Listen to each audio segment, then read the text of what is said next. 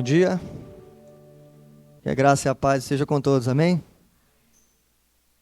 É bom rever os irmãos, esse que é o primeiro culto do ano, e como nosso coração está feliz, porque desde o primeiro momento a gente já consegue sentir a presença de Deus, também o calor dos irmãos, o abraço, a comunhão. Alguns irmãos até perguntaram se eu já estava de férias. Isso é bom, irmãos, é bom ver o cuidado da igreja. Ainda não. Só mais um pouco à frente. Mas Deus é bom e estamos felizes por isso. Rever alguns irmãos também, Veloso, Levi, as meninas aqui, né? Noiva e cunhada do Matias. E a Mari, que veio da Bahia, irmãos, olha. Só para poder conhecer a igreja do homem, que será o homem da vida dela, né? Do Caio. E conhecer a igreja do Caio é conhecer 90% do Caio, viu? Que o Caio não sai daqui. Isso é um bom sinal, irmãos. Casar com um homem que ama a sua igreja, eu acho que é um sinal maravilhoso. Viu, Caio? Depois está me devendo. Brincadeiras à parte, irmãos. Nós vamos meditar na palavra do Senhor. E eu quero convidar você a abrir o texto que está no texto de 2 Reis, capítulo 5. Esse que é uma história muito conhecida, história de Naamã. Nós vamos ler apenas o verso 1, e aí a gente vai meditando juntos aí, nesse capítulo maravilhoso. Segundo livro dos Reis, capítulo 5, verso de número 1. E aí a gente avança. Vou pedir para deixar o relógio aqui, obrigado, na minha frente, obrigado.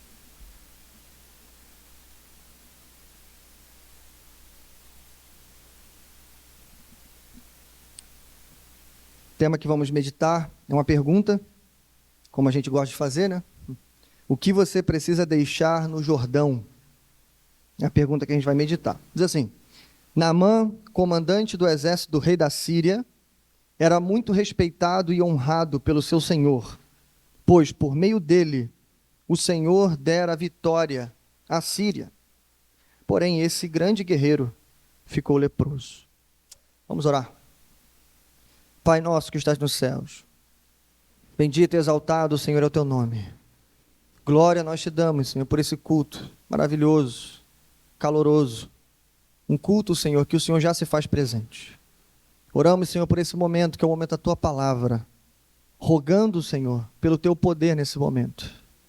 O que seria de nós, Senhor? Subir aqui, ler um texto poderoso e falar algumas coisas. Não, nós queremos ouvir a tua voz. Então fala conosco, Senhor. Abre os nossos corações, olhos e ouvidos, para ver e ouvir a tua palavra. Fala, Senhor. É isso que te pedimos, em nome de Cristo. Amém. Bom, irmãos, como eu disse, a história de Naamã é uma história muito conhecida. Tão conhecida que eu estava recordando alguns sermões que eu ouvi na minha caminhada cristã. Eu confesso que não me ajudou muito, não.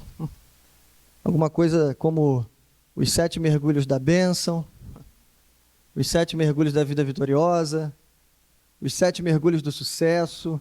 Tudo tem 7 mergulhos, né? As palavras finais vão mudando, mas o triunfalismo continua. Bom, é um texto conhecido, mas acredito que mal interpretado, mal pregado. Então a nossa esperança é que o Senhor nos use para falar realmente o que esse texto tem a nos trazer. Então a leitura que vamos fazer, à medida que vamos refletir no texto, vai evocar 3 perguntas para a gente. E essas perguntas vão sendo respondidas. A primeira pergunta é: o que Deus tem a ver com um comandante do exército inimigo que mata soldados, invade cidades e sequestra meninas? O que Deus tem a ver com um homem assim? Eu quero que você pense em Naamã, e aqui já começa uma diferença dos outros sermões, né? Naamã parece um bom senhor. De fato, talvez até ele fosse. Mas você vai olhar para Naamã hoje como o inimigo do povo de Deus. O texto seguinte vai dizer que ele invadiu uma cidade de Israel e sequestrou crianças. Não sei se você sabe, mas naquele período, quando uma outra nação invadia, ele matava os homens e sequestrava algumas mulheres e levava as crianças. Então é assim que a gente vai começar olhando para Naamã. E a primeira pergunta é essa: o que Deus tem a ver com um homem desses?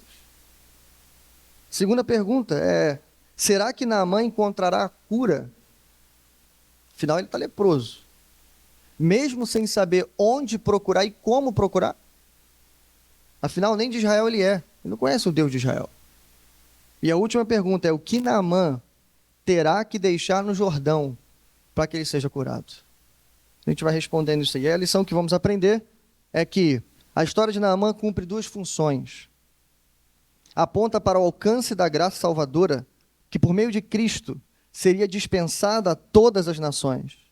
Sua experiência ilustra de modo vívido o caminho da redenção de todos os homens, do palácio ao Jordão, do orgulho ao arrependimento, da lepra à purificação e de inimigo a infiltrado.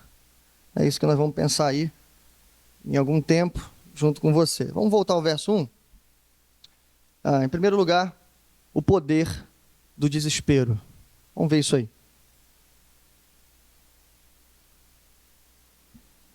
Naamã, comandante do exército da Síria, era muito respeitado e honrado pelo seu senhor, pois por meio dele, o Senhor dera vitória à Síria, mas esse grande guerreiro ficou leproso.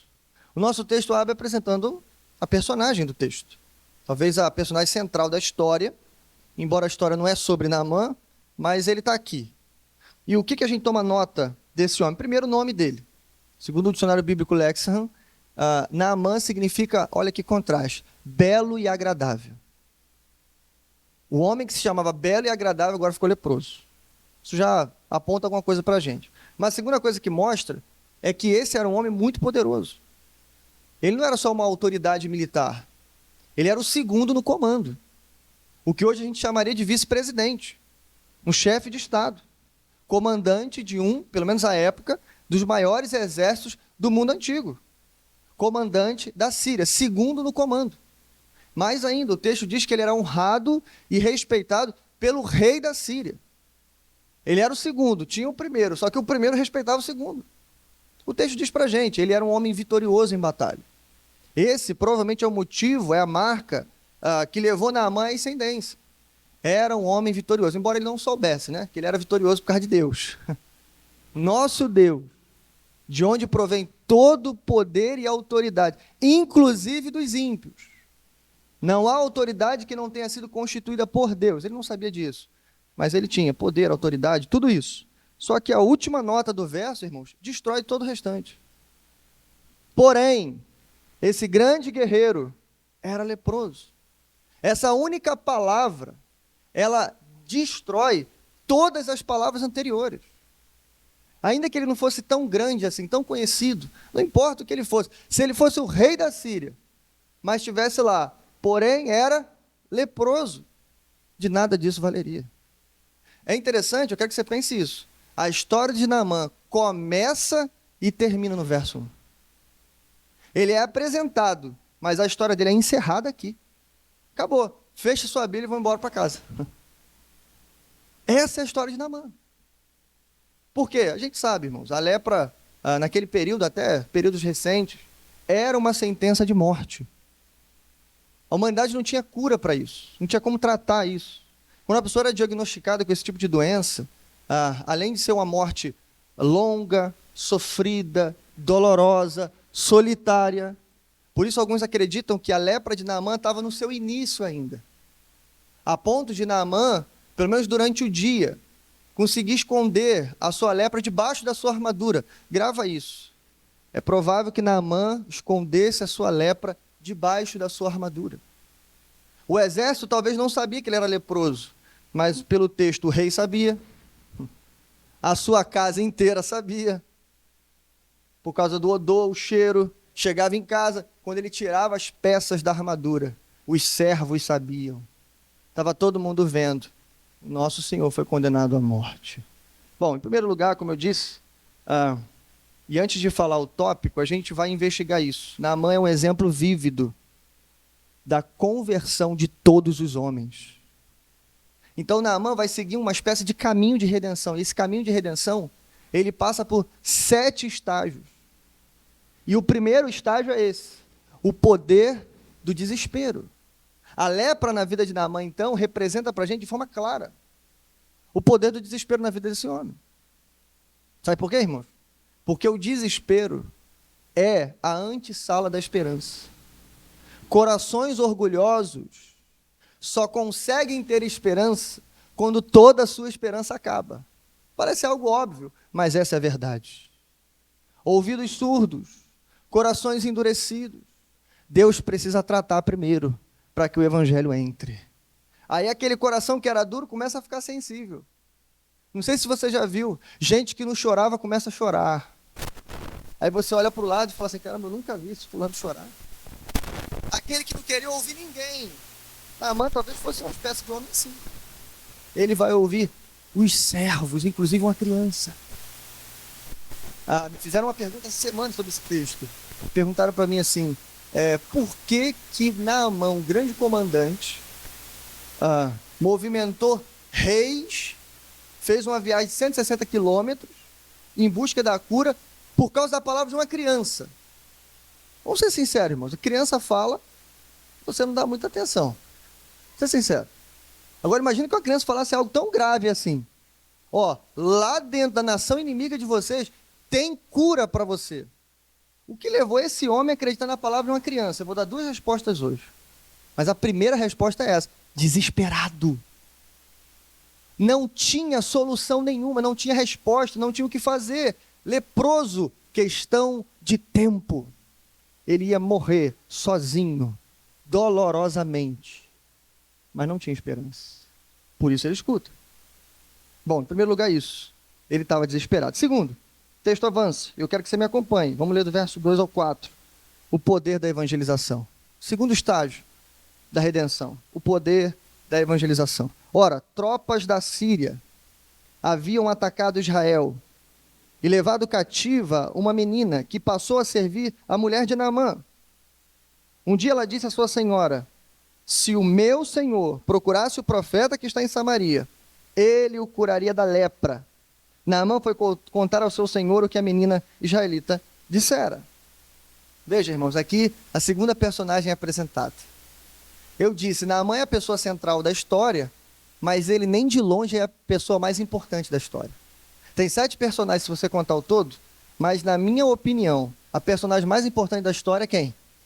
É essa menininha hebreia. Sabe por quê, irmão? Lembra o que eu falei? Porque a história de Naamã começou e terminou no verso 1. A história só vai continuar e vai culminar para um desfecho maravilhoso. Porque essa menina resolveu abrir a boca dentro da casa dos seus captores. Porque essa menina resolveu testemunhar, irmão. Se ela não fala, não tem carta do rei, não tem viagem, não tem encontro com o profeta, não tem milagre. A história só continua por causa dela. Por isso o poder da evangelização. Mas antes, vamos ver quem é essa menina. Com os dados que a gente tem, a gente consegue tirar alguma coisa aqui. Olha só. Primeira coisa que eu tenho a dizer sobre ela. Ela é uma criança longe de casa, reduzida à escravidão. Irmãos, é uma criança. Como eu disse, provavelmente ela viu os pais morrerem. Os amigos, parentes, vizinhos. Ela não foi a convite trabalhar na casa de Naamã. Ela não mandou um currículo para lá. Ela foi sequestrada. Tirada da única vida que ela conhecia desde que nasceu. Não entende muita coisa da vida. Agora tem que trabalhar como escravo na casa de estrangeiros. Segunda coisa que para mim é espetacular. Ela era uma criança piedosa, vivendo no Reino do Norte. Eu vou provar para você isso. Lembra que eu tenho dito para você, irmãos, o Norte é um contexto terrível. Terrível. É o povo de Deus? Sim, mas o povo de Deus aqui abandonou a Deus. É um povo idólatra na sua maioria. Rei Jorão no trono, filho de Acabe, um homem idólatra, mau, fez o que era mau aos olhos do Senhor. Continua caminhando para a idolatria. A maioria do povo adora Baal. Mas tem 7.000 que não se dobraram a Baal. Essa menina é filha de joelhos que não se dobraram a Baal. Pastor, como é que você sabe disso? Ei, a terceira coisa, ela não perde a sua fé apesar da sua condição. Lembra? Ela vivia no norte, ela é crente. Ela foi levada para a Síria, ela é crente. ela está na casa do seu raptor, ela é crente. Sabe por quê, irmãos? Porque quando ela abre a boca, não é para amaldiçoar, é para abençoar. Talvez se fosse qualquer um de nós, inclusive este que vos fala, eu lá dentro da casa do meu sequestrador, levado como escravo, irmãos, eu até sei que tem profeta em Israel, mas você acha que eu ia falar? Descobri que meu senhor está leproso, não ia dar uma pontinha de alegria na gente? Fala sério, irmãos. A gente não ia pensar assim, que bom, né? Vê como é que Deus faz rápido, né? Ó, como é que Deus vira o jogo. Tá vendo aí, ó? Me viu passar na prova. É isso aí, ia cantar o hino ainda. Mas não foi assim que ela agiu. No único momento que ela abre a boca, é para ajudar. É para mostrar esperança onde só tinha desespero. Ela abre a boca, irmãos, para evangelizar.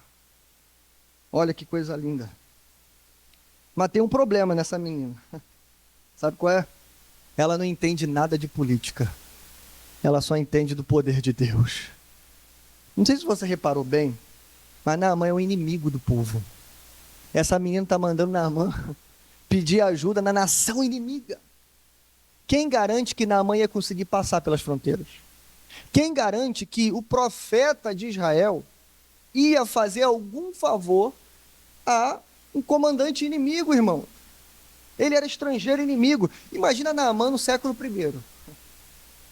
Imagina, antes do ministério de Jesus começar, antes dos 30 primeiros anos ali. Imagina ele indo a Israel pedir ajuda a um fariseu da época, cheio de indumentária, cheio de pompa, né, com partes da escritura penduradas no corpo. O que esse fariseu ia falar para ele? Sai daqui, gentil, sai da minha frente, não tem nada para você aqui. Nem no templo ele poderia entrar. Essa menina não entende nada de política, mas ela entende do poder de Deus. Ela diz assim, se você conhecesse o profeta que está em Samaria, ele o curaria dessa lepra. Olha que bênção. Bom, esse é o poder da evangelização. A evangelização, ela consegue, irmão, transformar desespero em oportunidade, que vai te levar a um caminho de esperança. Naamã não tinha mais portas para abrir. Ela coloca uma porta diante dele. Eu sei que você deve estar pensando aí, pastor, mas espera aí. Que evangelismo foi esse, né? Essa menina não falou de religião, ela não falou de doutrina, ela não falou nem o nome de Deus aqui. Mas sabe o que ela fez, irmão? Ela apontou o caminho para Deus. Ela provavelmente não sabia muito. Talvez tinha alguns textos decorados, que sua mãe lia para ela nos fins de tarde. Sabia recitar o Shema Israel, né? Talvez isso, talvez alguns salmos, mas nada mais. Mas ela sabia, irmãos, onde que estava a redenção. Está lá em Israel com o homem de Deus. Ela sabia qual era o caminho para Deus, procurar em Samaria o homem de Deus. Então, irmãos, em suma, uma definição de evangelização a partir desse texto seria algo muito simples.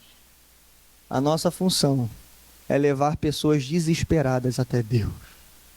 Talvez a única coisa que você precisa fazer é falar assim, vamos lá no culto hoje. Vamos lá na igreja. Eu não tenho muita coisa para falar não, mas lá tem um pessoal que tem coisa para falar. É possível que lá você ouça alguma coisa. Vamos lá comigo. Foi isso que essa menina fez. Bom, terceiro lugar. Então, depois do desespero, evangelização, aí a gente tem um probleminha, né? Mas isso acontece na vida de todo mundo. O poder do esforço humano. Me acompanhe? Versos 5 até 8. O rei da Síria respondeu, vá, eu lhe darei uma carta que você entregará ao rei de Israel. Então Naamã partiu, levando consigo 350 quilos de prata, 62 quilos de ouro, 10 mudas de roupas finas. A carta que levou ao rei de Israel dizia, junto com esta carta, estou te enviando meu oficial Naamã, para que o cures da lepra. Assim que o rei de Israel leu a carta, rasgou as vestes e disse, por acaso sou Deus, capaz de conceder vida ou morte? Porque este homem me envia alguém para que eu cure da lepra. Vejam como ele procura motivo para se desentender comigo. Quando Eliseu, o homem de Deus, soube que o rei de Israel havia rasgado suas vestes, mandou-lhe essa mensagem, por que rasgaste as vestes? Envia o homem a mim, e ele saberá que há profeta em Israel. Veja, irmãos, esse pequeno trecho marca para a gente isso. O poder do esforço humano. O homem desesperado recebe uma ponta de esperança, e o que ele vai fazer? Ele vai direto para Deus? Não. Ele vai tentar resolver tudo sozinho. Ou pelo menos antecipar o máximo de coisa que ele puder. Por que Naamã procura o seu rei primeiro? É uma boa pergunta. Porque a gente já teve essa informação. A Síria tinha acabado de invadir cidades, fronteiras de Israel. Inclusive matar pessoas e levar gente escrava. Então é possível que a gente esteja em dois contextos aqui. Primeiro, ou Israel se tornou, de forma indireta ali, uma espécie de subdomínio da Síria, por um breve momento, ou eles assinaram algum tratado temporário de paz. Mas o ponto central aqui é que tem instabilidade política em Israel nesse momento. Então Naamã não pode simplesmente entrar no território assim. A não ser que ele levasse o exército todo com ele. Mas aí ia ter sangue, morte, e não era isso que Naamã queria nesse momento. Por isso ele vai no rei da Síria. Tá? Talvez esse seja um primeiro momento. Só que aqui, eu quero que você preste atenção em duas coisinhas rápido. A mentalidade pagã. O poder colocado no esforço humano, ele tem origem, presta atenção, numa mentalidade pagã. E a mentalidade pagã aqui está funcionando, irmão, de uma forma, digamos assim, perfeita. Por que é que ele, já disse, né, pede ajuda ao seu rei para poder entrar lá? Mas por que o rei da Síria pede para o rei de Israel curar o seu comandante da lepra? Pergunta é essa. Por que ele faz isso? Se a menina falou que tinha um profeta lá. Será que Naamã esqueceu da mensagem? Não. Será que o rei da Síria não sabe disso? Não. Isso aqui é mentalidade pagã. Sabe por quê? Duas informações para você. Primeiro, no paganismo, os profetas eram lacaios dos reis. Sabe o que é lacaio? Servos, empregados. Os profetas faziam exatamente o que os seus comandantes, generais ou reis diziam para eles fazerem. Ainda bem que não é mais assim, né? Amém, irmãos? Mais ou menos. Segunda coisa que a mentalidade pagã ensinava, que esses profetas eram movidos por presentes, por uma espécie de barganha, oferendas. Você levava algumas coisas para o profeta então fazia adivinhações e realizava coisas para você. Então a mentalidade pagã está funcionando, por isso que Naamã leva prata, ouro, roupas finas, não é isso? E a carta é endereçada ao rei de Israel. Então lembra, a gente está diante do poder do esforço humano. Isso aqui é legal, olha só. Como é que Jorão vai receber a carta? Ele vai receber a carta com esforço humano também. Isso que é legal. Se eu promovo, né, a política para me ajudar, busco pelo esforço do braço, pela força do braço, né, a ajuda de Israel, e Israel responde com a força do braço. Qual é o poder que Jorão tem para salvar um homem da morte? Zero. É exatamente o que Jorão vai dizer. Ele rasga as vestes, dizendo, olha, esses caras querem entrar em guerra comigo, não é possível. Como é que eu vou curar alguém da lepra? Vocês estão loucos.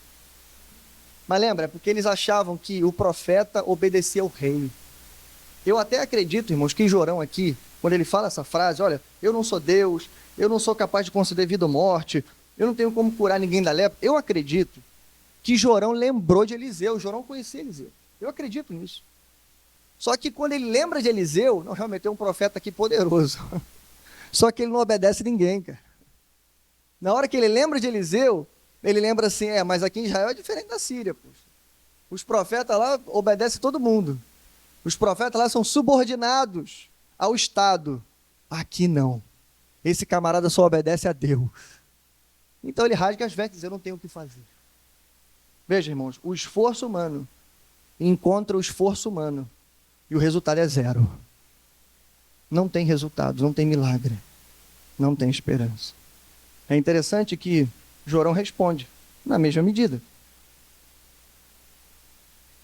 Para fechar, 3 coisas que o esforço humano realizou aqui. Ele acredita que a redenção está na política ou em políticos. Eu vou só ler, não vou nem falar. Vou repetir. O esforço humano acredita que a redenção está na política ou em políticos. Hoje a gente poderia acrescentar em ideologias políticas, filosofias políticas. Segundo, Ele tenta comprar tudo para controlar tudo. A ideia de levar presentes não é simplesmente, eu quero abençoar a vida do profeta. Talvez o profeta é pobre, nômade, coitado. Fica comendo gafanhoto, tipo Elias, né? Eu não sei como é que é a vida dele, né? Precisa de ajuda. Não, a ideia não é essa.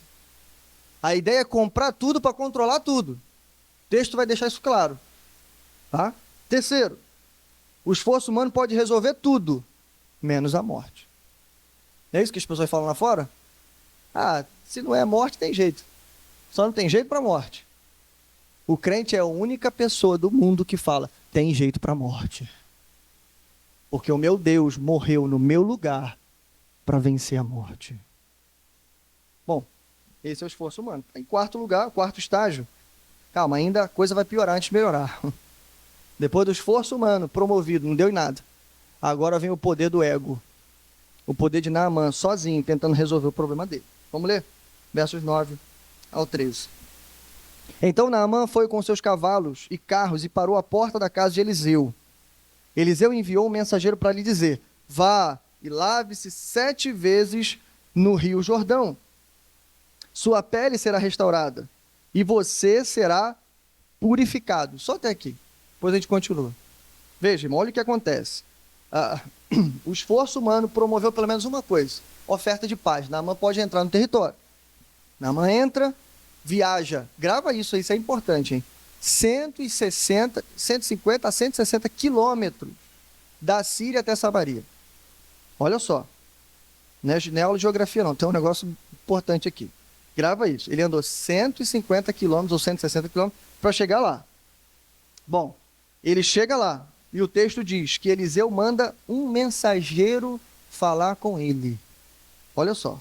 Vá e lave-se 7 vezes no rio Jordão. Sua pele será restaurada, você será purificado. Enfim, o texto, verso 11, prossegue. Vamos ler. Mas Naamã ficou indignado, saiu dizendo, eu estava certo de que ele sairia para me receber. Invocaria de pé o nome do Senhor, seu Deus. Moveria a mão sobre o lugar afetado e me curaria da lepra. Não são os rios de Abná e Fatar em Damasco melhores do que todas as águas de Israel? Será que não poderia lavar-me neles e ser purificado? Então foi embora dali, furioso. Olha isso, irmão. O que é isso? É o poder do ego. Eliseu vai começar aqui, claro que orientado por Deus. Todas as atitudes de Eliseu aqui, irmão, é uma espécie de desintoxicação do ego de Naamã.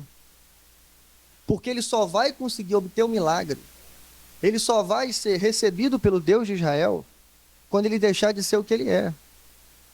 Ele poderia ser até um bom senhor dentro da sua casa, né? Um bom chefe ali na sua casa, poderia ser tudo isso. Um homem reconhecido na sua nação, honrado e respeitado pelo rei, ele poderia ser tudo isso, mas ele não passava de um homenzinho orgulhoso, coração altivo, nariz empinado, egocêntrico. Eu vou piorar a coisa para você entender melhor. Esse é Naamã.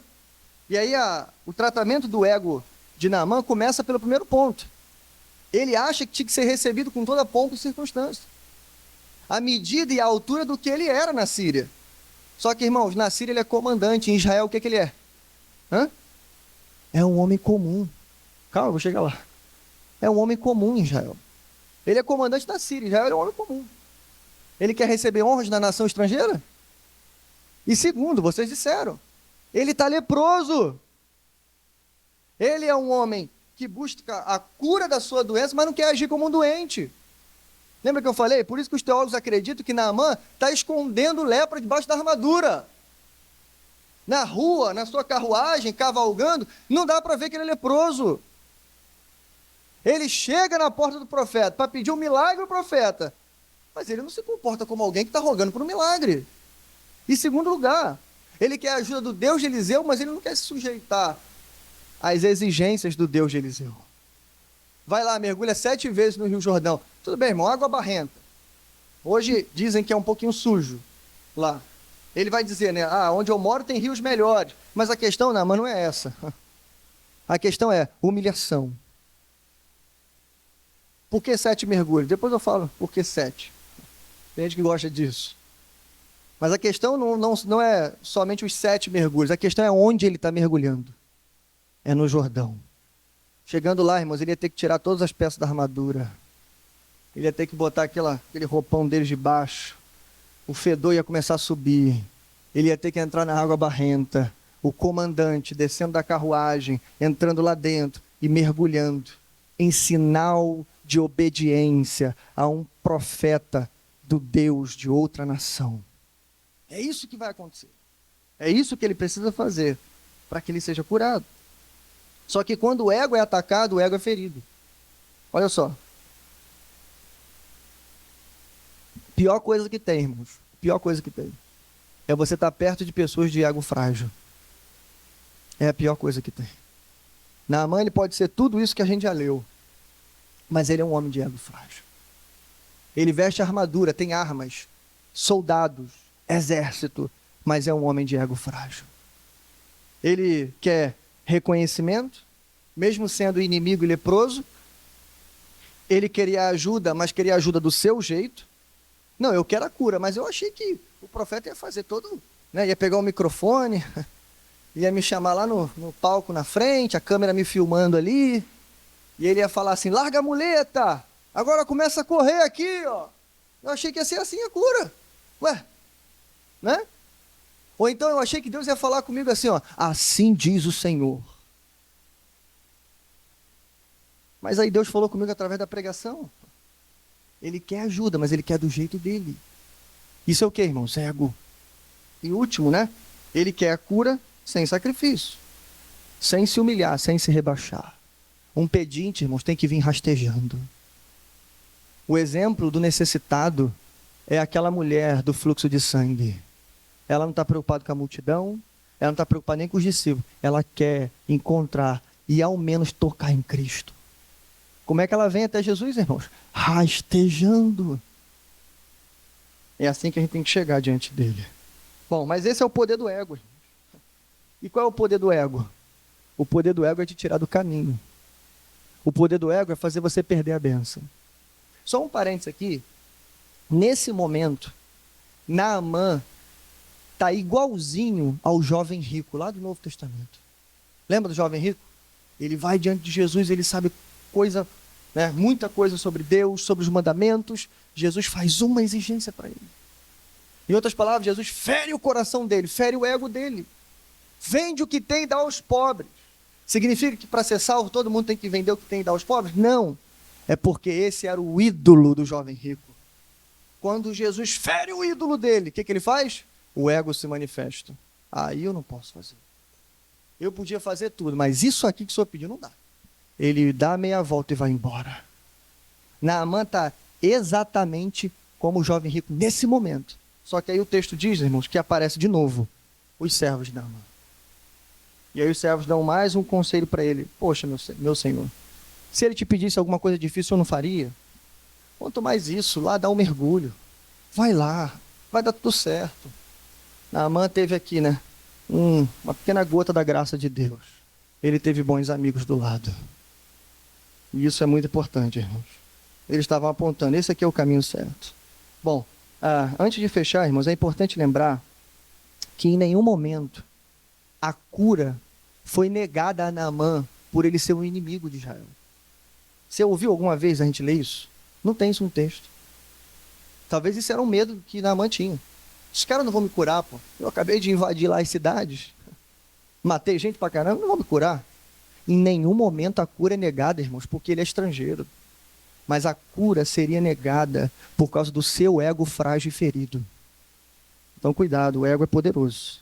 Mas tem uma coisa mais poderosa que o ego. Em último lugar, o poder da conversão. Eu falei 7, mas são 5, né? Sei de onde o 7 eu tirei dos mergulhos. São 5 estágios. O poder da conversão. Vamos ler? Verso de número 14. Olha que lindo, irmãos. Diz assim: assim ele desceu ao Jordão, mergulhou 7 vezes, conforme a ordem do homem de Deus, e ele foi purificado. A sua pele tornou-se como a de uma criança. Então Naamã e toda a sua comitiva voltaram à casa do homem de Deus. Ao chegar diante do profeta, Naamã lhe disse: agora sei que não há Deus em nenhum outro lugar, senão em Israel. Por favor, aceite um presente do teu servo. O profeta respondeu: juro pelo nome do Senhor a quem sirvo, que nada aceitarei. Embora Naamã insistisse, ele recusou. E disse Naamã: já que não aceitas o presente, ao menos permite que eu leve 2 mulas carregadas de terra, pois teu servo nunca mais fará holocausto e sacrifício a nenhum outro Deus, senão ao Senhor. Mas que o Senhor me perdoe por uma única coisa. Quando meu Senhor vai adorar no templo de Rimom, eu também tenho que me ajoelhar ali, pois ele se apoia em meu braço. Que o Senhor perdoe o teu servo por isso. Então disse Eliseu: vá em paz. Sabe o que eu vejo, irmãos, quando eu leio isso aqui? O poder da graça de Deus, que alcança os homens mais distantes, mais improváveis, piores que a gente imagina, mas que tem o poder de transformar verdadeiramente a vida do homem. Esse pequeno relato que a gente leu, irmão, é um relato, embora seja pequeno, de um homem que foi transformado pela graça de Deus. Eu sei que você viu o problema no texto. Eu não conheço vocês. Ah, mas espera aí, ele vai segurar a mão do rei. Aí começa, né? O religioso começa a pipocar. Calma, irmãos. Camarada é novo convertido, calma aí. Calma, eu vou chegar lá. O que eu quero chamar a sua atenção é: ele foi regenerado. Ele não só tomou um banho em águas barrentas, num rio de uma nação estrangeira. Aquele homem foi transformado naquele lugar. E isso está provado aqui. Bom, deixe-me pontuar isso para você. Depois de se esvaziar, ele foi totalmente purificado. Aqui talvez tenha o porquê dos 7 mergulhos. Porque o número 7, dentro da cultura hebraica e judaica, sempre foi e vai continuar sendo o número da completude. É o número de Deus. É o número do perfeito. É o número da plenitude. Em outras palavras, aqui, Deus estava dizendo para ele: olha, vai lá, faça esse ato de obediência, que vai se transformar num ato de fé, e você será totalmente purificado. Naamã chegou ali buscando a cura para os ossos e para a pele, né? Não sei se você sabe, a lepra come os ossos também. Para os ossos e para a pele. Mas ele vai sair dali encontrando a cura para a alma.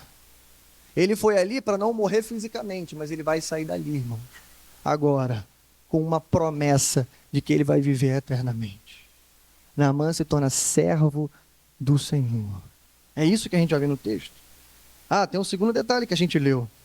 Quem reclamou para ir, vai voltar por vontade própria para agradecer. Lembra que eu falei da informação geográfica? Olha que importante para você. São 160 quilômetros, lá do norte, lá da Síria, até Samaria. Quando você faz esse caminho aqui descendo, invariavelmente você passa pelo Rio Jordão. Ou você contorna ele por cima, ou você tem que atravessar ele em algum lugar. Ok? Sim ou não? De Samaria até o Jordão são 50 quilômetros. É 1/3 da viagem de volta. Não entendeu ainda, né? Vou explicar melhor. Ele desceu daqui para cá. Quando o profeta fala assim, vai para o Jordão e se lava.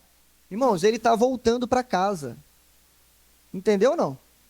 Ele está voltando para casa. E de Samaria até o Jordão, já andei 50. Agora só falta 100. Né? Já consegui a cura, o que eu vou fazer? Vou voltar, já estou pertinho de casa, eu volto para casa. Mas não é para casa que ele quer voltar. Ele está desesperado agora para agradecer o profeta, para honrar o profeta, para louvar o nome desse Deus que curou ele milagrosamente. Irmãos, sabe o que é isso aqui, irmãos? É um coração transformado. O coração egocêntrico está reclamando de tomar um banhozinho no rio.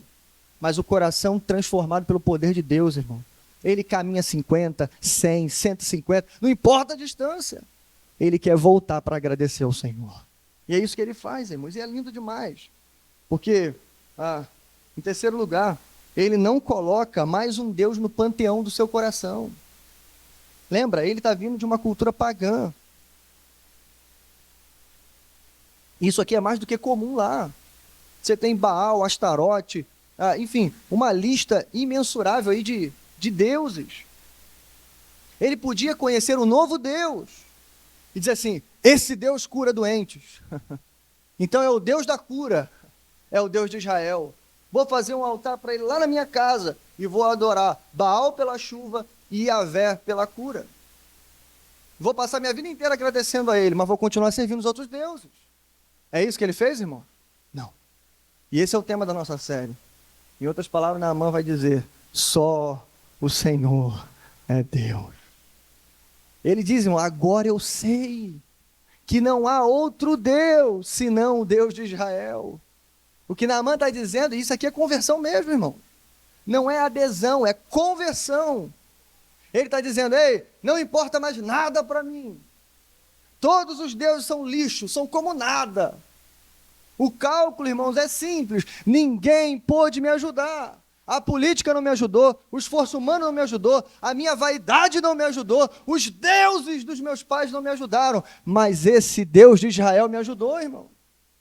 Não tem nem templo para ele, pelo menos não no norte. Não tem estátua para ele. Não tem oferenda para ele. Eu não fiz nada. Eu era inimigo, mas ele me curou, irmão. Isso é conversão.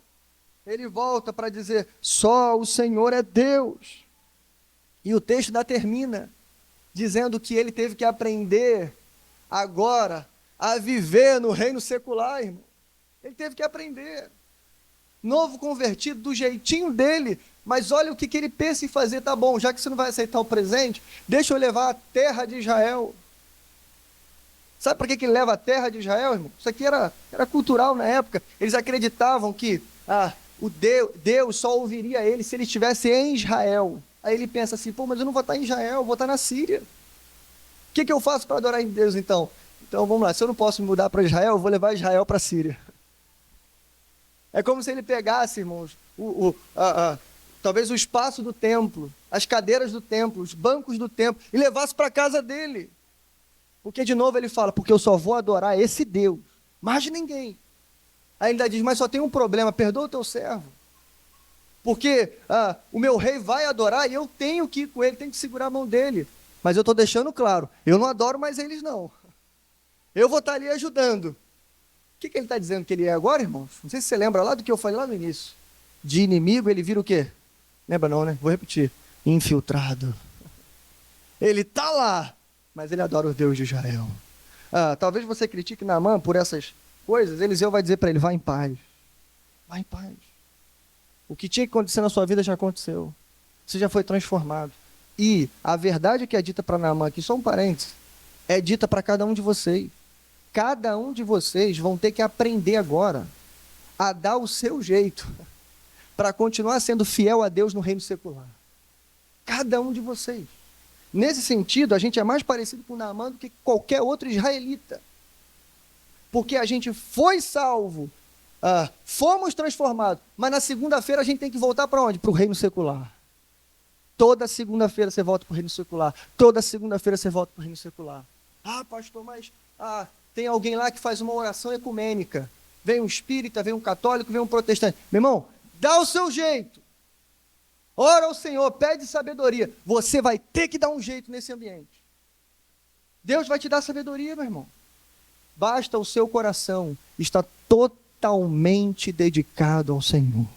Se no seu coração estiver dizendo assim: só o Senhor é Deus, só o Senhor é Deus, só o Senhor é Deus.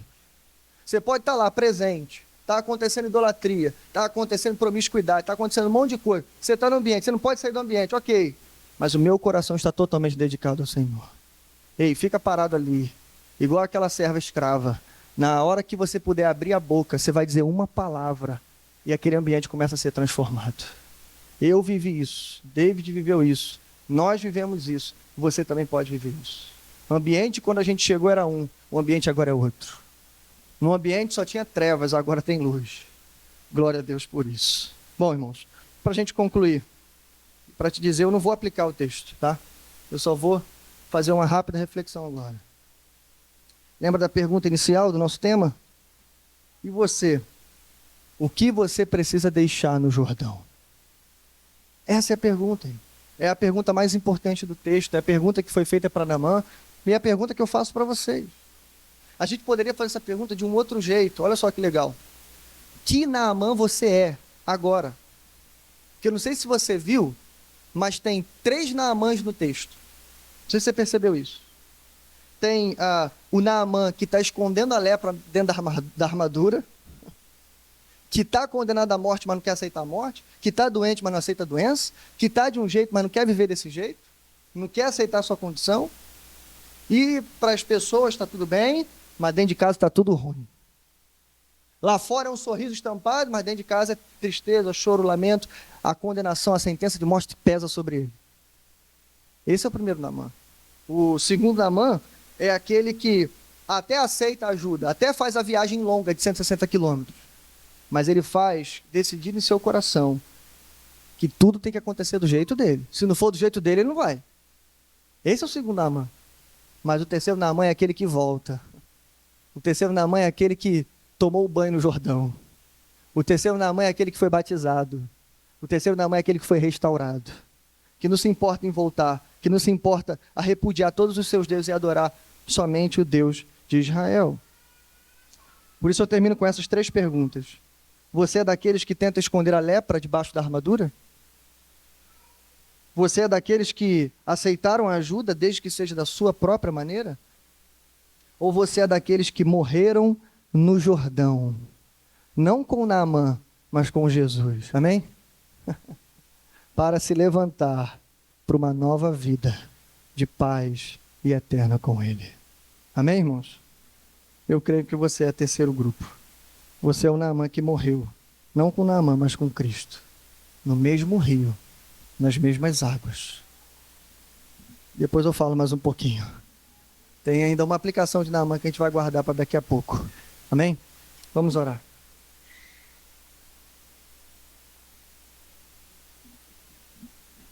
Pai nosso que estás nos céus, bendito e santificado, Senhor, é o teu nome.